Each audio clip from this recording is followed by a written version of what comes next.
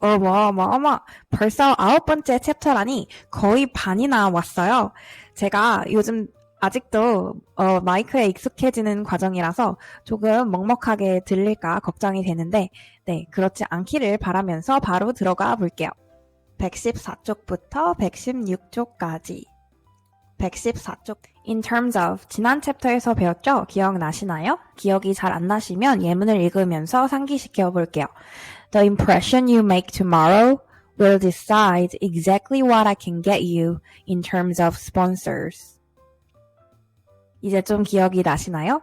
이 terms는 용어들이라는 뜻이라서 모모의 용어에서, 즉 그 뜻이 확장돼서 뭐뭐에 관해서 이런 뜻이 된다고 말씀을 드렸어요. 그래서 여기 예문에서는 헤이미치가 캐니스에게 말하는 장면인데요. 캐니스에게 너가 내일 주는 인상이 스폰서에 관해서 자기가 해줄 수 있는 것을 결정한다고 얘기를 하고 있어요. 그러니까 아무리 자기가 노력을 해도 캐니스가 좋은 인상을 남기지 않으면 스폰서를 많이 데려다 줄 수가 없을 거 아니에요. 그래서 자기가 스폰서에 대해서 얼만큼 할 수 있고, 네, 자기가 스폰서들을 몇 명이나 이렇게 데려올 수 있는지 그런 것들을 내일 캐니스가 주는 인상이 결정을 한다고 얘기를 하고 있어요. High time. 딱 이렇게 보시면 어떤 생각이 드시나요? time이니까 시간인데 high? 어떻게 시간이 높아지지? 근데 시간과 관련된 것 중에 높아질 수 있는 게 있어요. 네, 해가 높아질 수 있죠.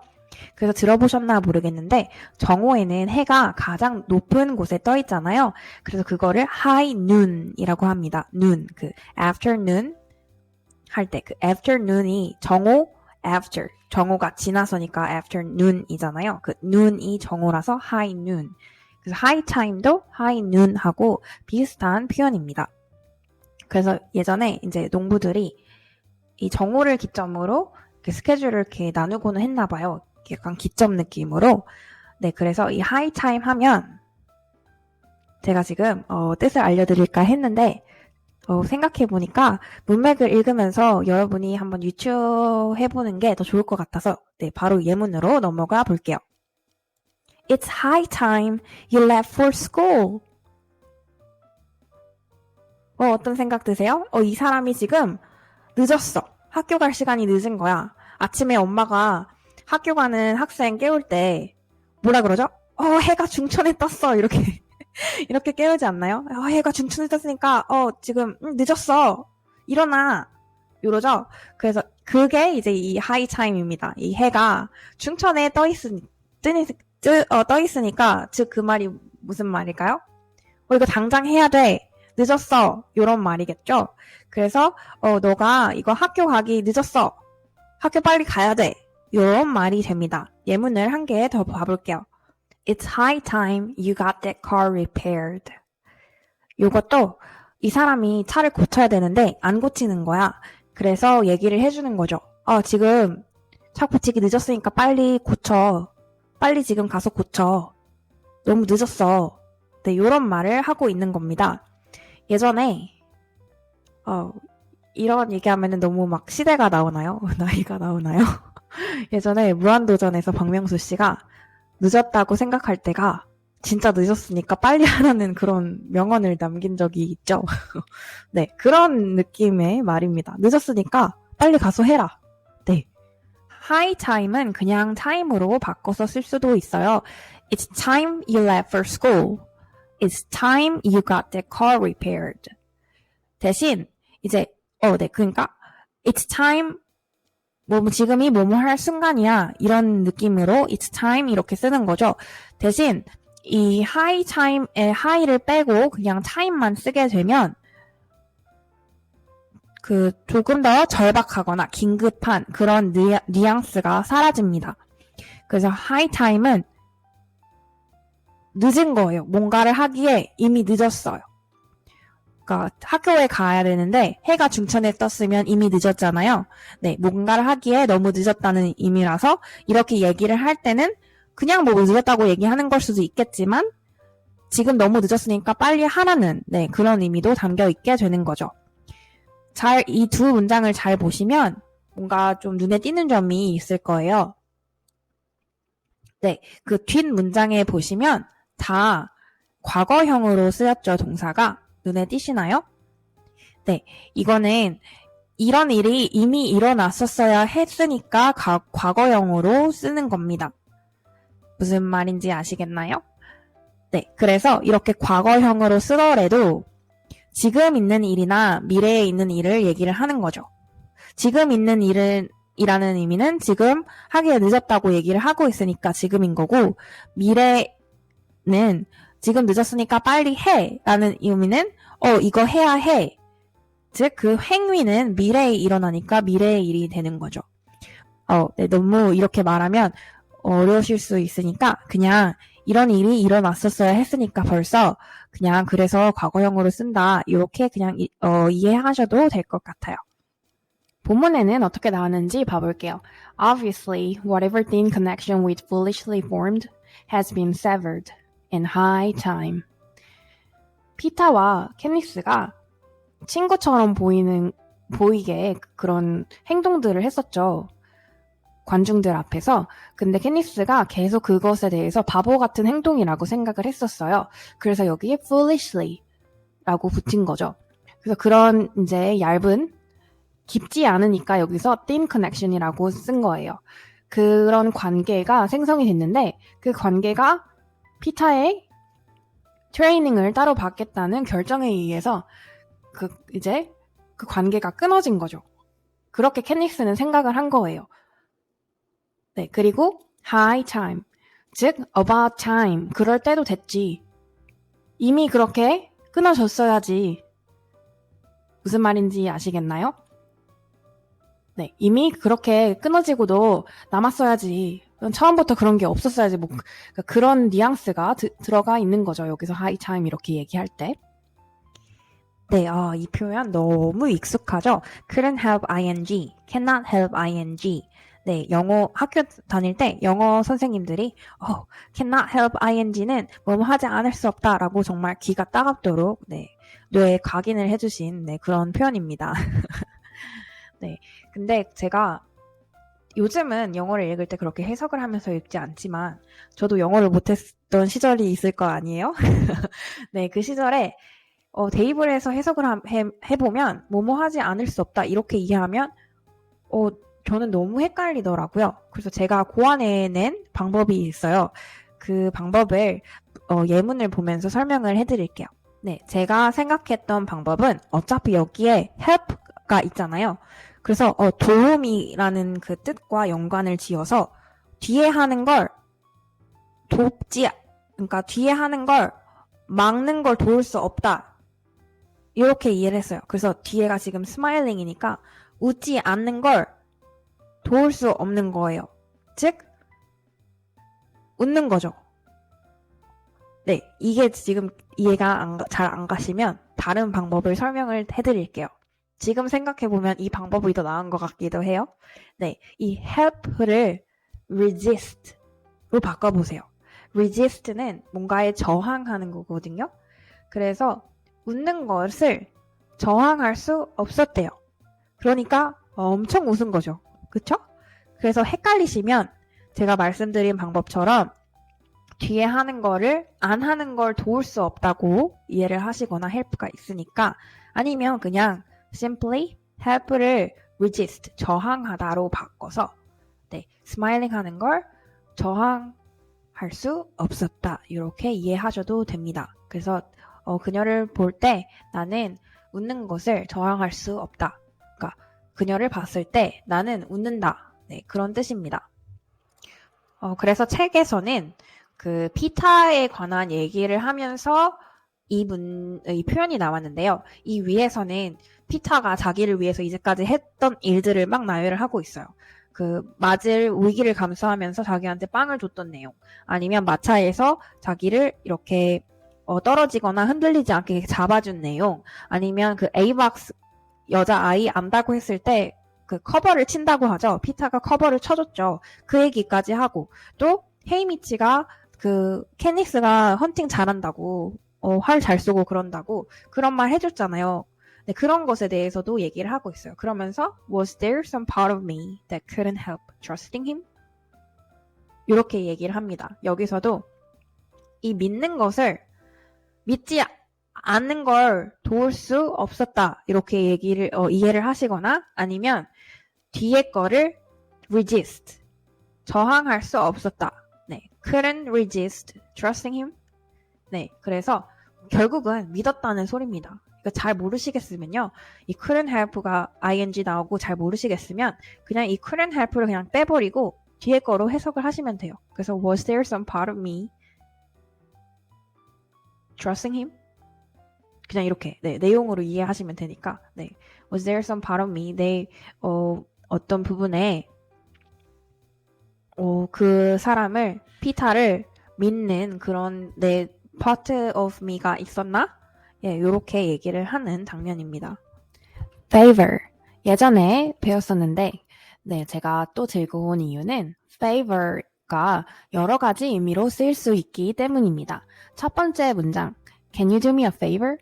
이 문장은 도움을 줄 수 있냐고 물어보고 싶을 때 쓰는 말이죠. 여기도 favor이 있어요. 두 번째 단어, favorite. 여기서도 자세히 보시면 이 단어 안에 favor이 들어가 있죠. 세 번째 문장은 책 속에서도 나왔던 문장인데요. May the odds be ever in your favor. 여기도 favor이 있어요. 네, 근데 다 같은 뜻으로 쓰인 건 아니죠. 네, favor는 크게 두 가지 뜻이 있는데요. 하나는 친절함을 베푸는 것과 관련이 된 그런 그런 뜻이 있고, 두 번째로는 좋아하는 것과 관련된 그런 뜻이 있어요. 첫 번째 문장을 보시면 부탁을 할 때는 이제 나한테 도움을 줄 수 있어? 라고 물어볼 때 여기 있는 favor는 친절함을 베푸는 것과 관련이 있겠죠. 두 번째 단어의 뜻은 가장, 제일 좋아하는 이라는 단어이기 때문에 여기에 있는 favor는 좋아하는 것과 관련이 있는 favor가 들어가 있는 거예요. 세 번째 문장에서는 확률이 너의 편에 있길 이런 뜻이잖아요. 그 문장 전체가. 그래서 여기서도 확률이 너에게 친절함을 베푸는, 그러니까 친절함을 베풀려면은 곧 그 확률이 내 편에 있어야겠죠. 그게 나한테 좋은 거잖아요. 그게 나한테 친절함을 베풀고 딱 그렇게 딱 친절함을 베푼다는 뜻은 아니지만 확률이 나한테 있다는 얘기는 그게 나한테 우호적으로 작용을 한다는 얘기니까. 네, 그래서 그 친절함을 베푸는 그 뜻과 그 뜻으로 여기서도 favor이 쓰여진 거예요. 그래서 1번, 3번은 이제 같은 의미로 같은 뜻으로 쓰여진 favor이고, 두 번째 단어는 다른 뜻으로 favor가 들어가 있어요. 본문에 나오는 favor는 그 큰 두 가지 뜻 중에 어느 뜻으로 쓰여졌는지 한번 같이 봐볼게요. If you appeal to the crowd, either by being humorous, brutal, or eccentric, you gain favor. 네, 관중들에게 어필을 하는데 어떻게? 유머 있는 사람으로서 아니면 잔인한 사람으로서 아니면 요상한 사람으로서 이렇게 관중들한테 어필을 해서 이제 그 사람들의 이제 집중을 받으면 you gain favor. favor를 얻는다고 쓰여져 있죠. 네, 그래서 여기서도 favor는 favorite과 같이 좋아하는 것과 관련된 뜻으로 쓰여진 거예요. 그래서 여기서는 그 관중들이 좋아함을 얻는다. 그러니까 즉 관중들이 너를 좋아하게 된다. 뭐 이런 뜻이겠죠. 네, 그래서 여기서 나온 favor도 좋아하는 것과 관련된 뜻으로 사용이 되었습니다. ludicrous, banal, aggravating, aloof, self-deprecating.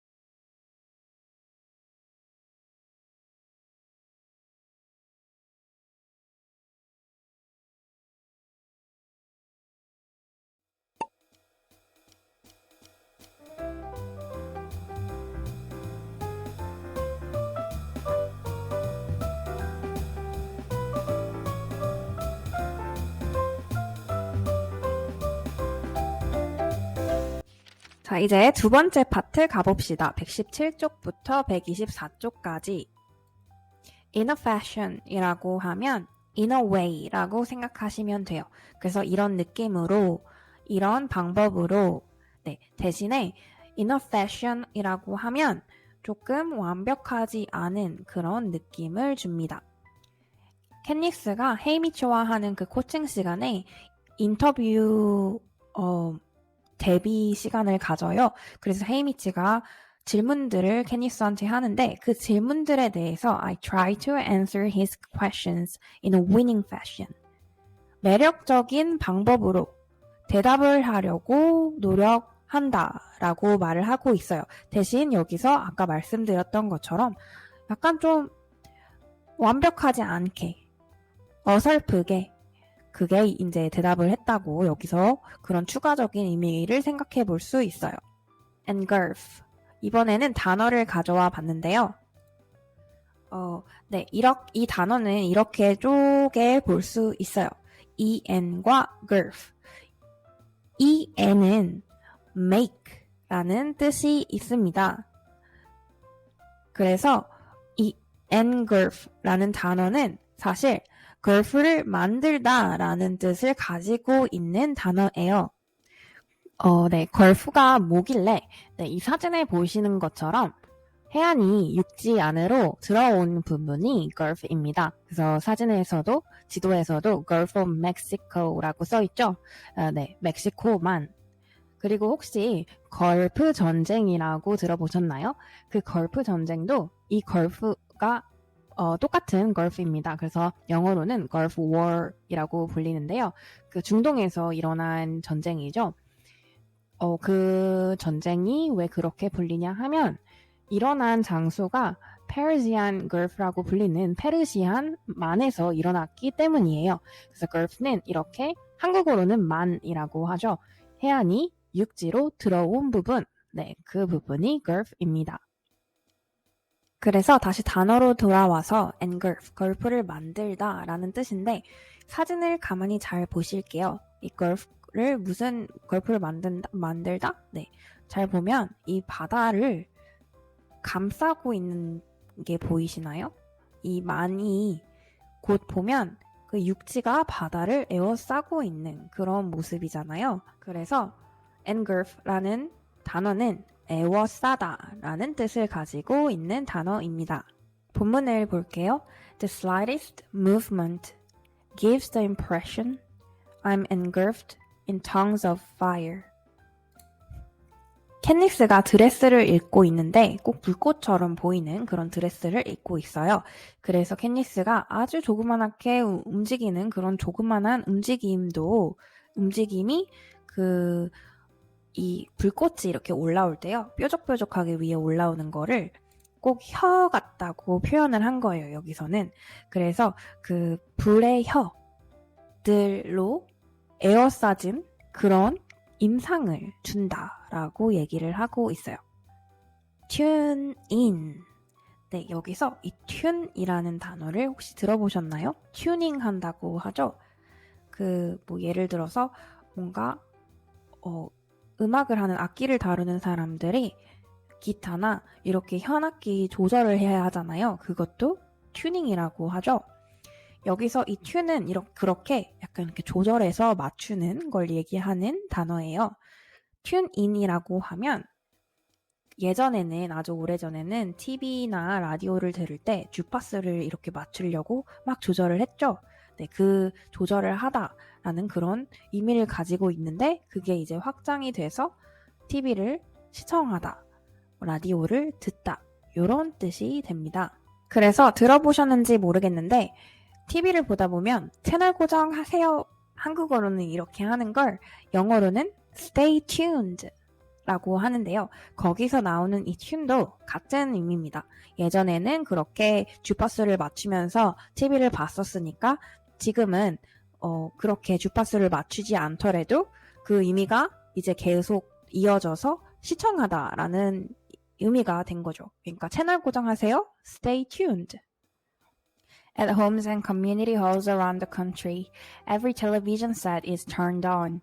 Every citizen of Panem is tuned in. 네, 위에서는 turned on이고 밑에서는 tuned in이죠.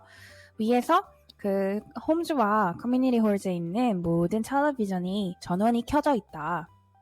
그리고 페남에 있는 모든 시민은 그 켜진 TV를 시청하고 있다라는 뜻이 됩니다. 앞서 말씀드린 것처럼 주파수를 맞추는 그런 뜻에서 시작이 됐지만 요즘은 그런 TV가 없기 때문에 시청하다라는 뜻으로 더 널리 쓰입니다. Gosh, reproachful, feed into.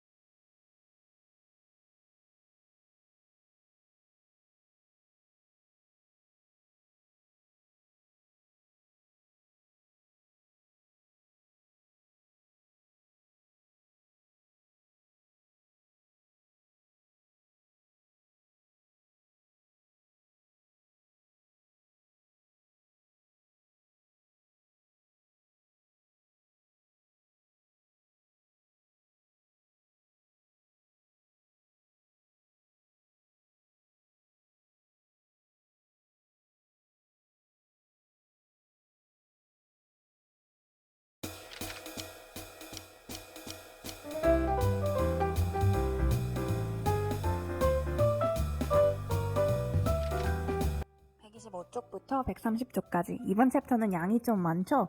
네, 조금만 더 힘을 내세요. 이 표현 예전에 배웠는데 기억나시나요? 계속 이렇게 같은 표현과 단어들이 반복이 되고 있죠? 이게 원서 읽기의 가장 큰 장점 중 하나인데요. 사실 암기식으로 단어를 외우다 보면 물리적으로 복습을 하는 것이 힘들어요. 이게 무슨 말이냐 하면 그 주에 한 주 동안은 반복 학습을 두세 번 할 수 있죠. 근데 그거를 한 달 동안 몇 달 동안 들고 다니면서 계속 반복 학습을 하기가 힘들잖아요. 그리고 사실 물리적보다 정신적으로 더 힘듭니다. 사실 공부했던 거 또 들여다보기가 여간 힘든 일이 아니에요. 원서는 알아서 반복 학습을 시켜주고 또 기억이 가물가물한 단어는 나오면 기습 퀴즈 같은 느낌이에요. 그래서 퀴즈를 통해서 반복 학습도 또 시켜주고 우리는 그냥 재밌게 읽으면 됩니다. 내용에 집중해서 열심히 읽다 보면 그냥 알아서 영어 고수가 되어 있습니다. 네, 그래서 오늘 표현으로 들어가자면 You could hear a pin drop. 핀이 떨어지는 소리를 들을 수 있다는 그런 직역인 뜻이 아니라 그런 핀이 떨어지는 소리가 들릴 만큼 아주 정말 너무 조그만하고 무게도 없어서 소리가 거의 안 나잖아요. 핀이 떨어질 때. 네, 그 핀이 떨어지는 소리가 들릴 만큼 조용하다라는 뜻이었어요. Banter. Wreck one's brain. From the get-go. Peril.